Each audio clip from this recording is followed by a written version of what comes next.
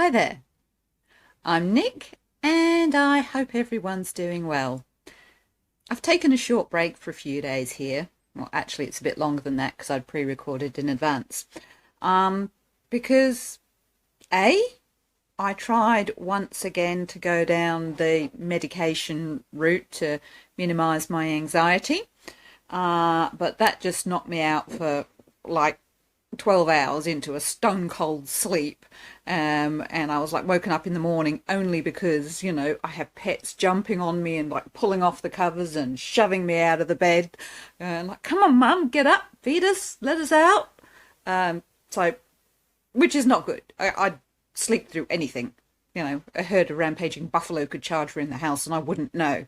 So, yeah, it was great to be able to sleep for the first time in my life, but not to be knocked out like that. And then I was groggy for the next 6 to 8 hours and completely unmotivated.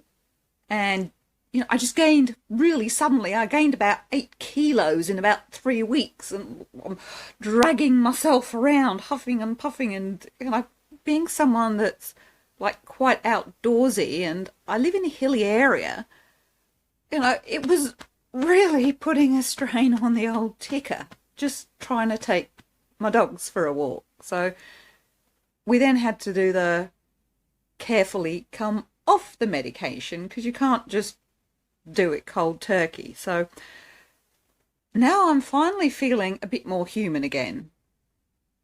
I'll have to work out some other way of dealing with my anxiety.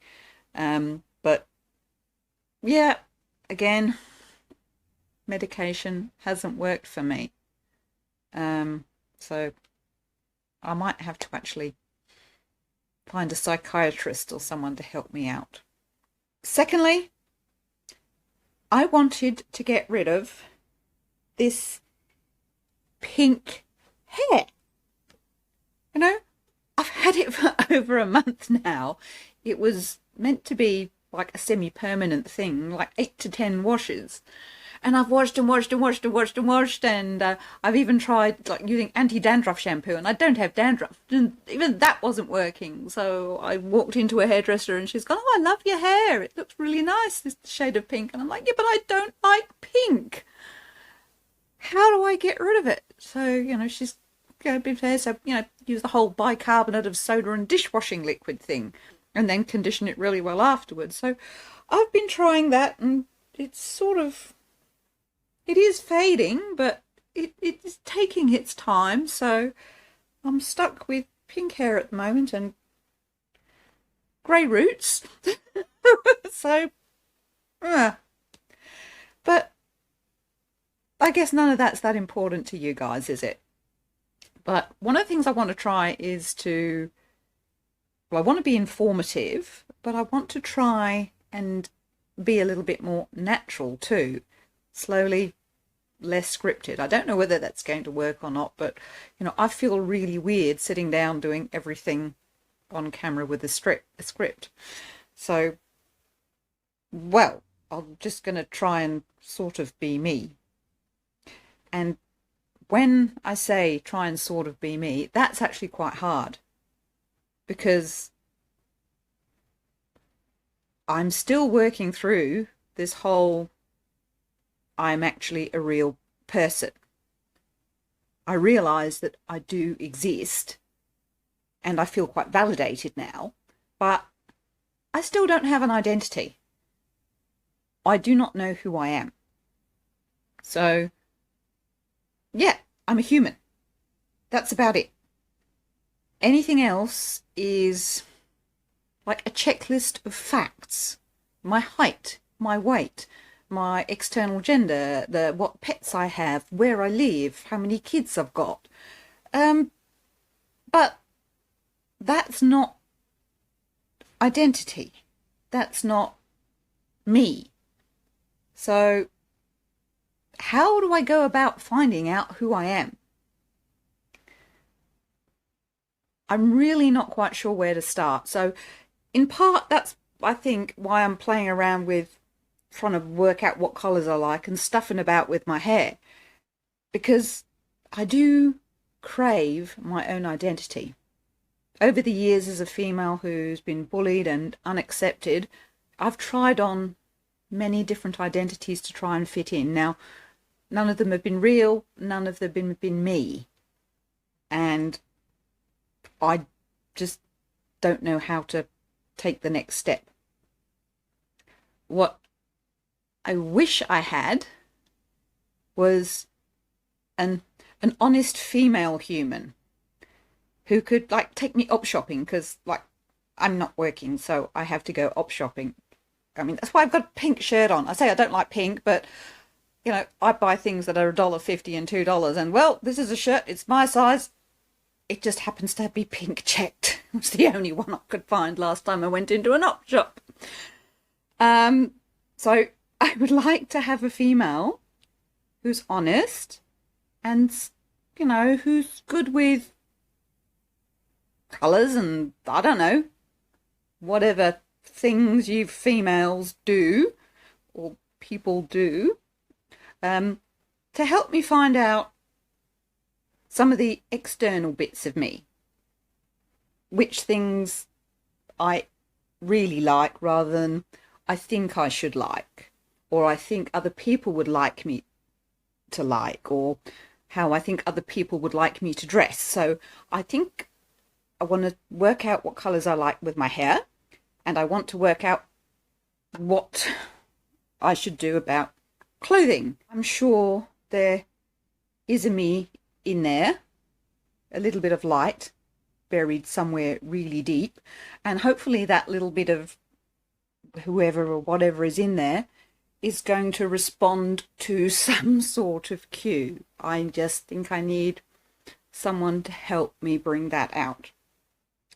But I don't have one of those, and I don't have the courage yet to go up to any of the, you know, female humans that I know and say, are you able to help me do this? Because I don't know that people are going to understand.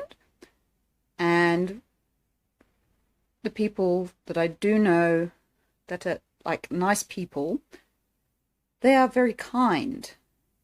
So I'm not sure whether they might be too kind to do that. And I certainly can't afford a professional. And I know these are just external things, but finding out what I like and what I'm comfortable with might hold some clues as to who I am. It might seem very small and insignificant to most people, but to me, this is an important step of working through the, I don't know, the journey towards my identity. As a child and a young teenager, I did occasionally try and express myself through clothing, through trying different things, but I was reprimanded. The colours and styles of clothing that appealed to me, that I experimented with, were not the fashion. My mother told me that I was ridiculous, outlandish, and go and get changed immediately.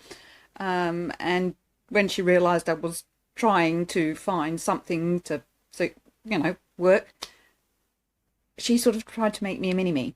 So come and wear my clothes, you know, lose weight, do this. Okay, you can borrow my clothes. You'll do your hair the same as mine. You know, I used to have long hair down to my waist, so she'd cut it to make short to match hers, and then she'd do my makeup to match hers, and she'd pluck my eyebrows to match hers, and that wasn't me. I tried very, very hard to please my mum, but I could not be what she wanted.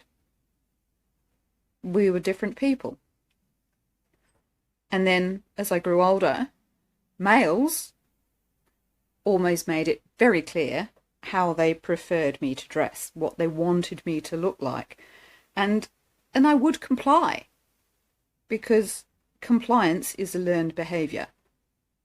And I'm not a doll, and I don't like dressing as a Barbie doll. I hate wearing dresses, actually, and I hate wearing heels. So before I can tackle finding the true me, colours, textures, shapes and styles that ring true somehow with whoever this tiny little person is that's buried very, very deep. I don't know. There's a lot to be discovered. As I gain confidence, I think, or at least I hope, that little bits of who I am will emerge. They might like trickle out in the open, and maybe that person, when he, she, it, she, will be okay and maybe even likable. And then one day I aim to be able to have the confidence to speak aloud and stop being a quiet little mouse in the corner, and just to talk to people without a script, even if it's a bit skew-if. And maybe I can meet some other autistic people one day. My psychologist said that would be really good for me to do. I just don't quite know how to go about that, but she says she could help me. So,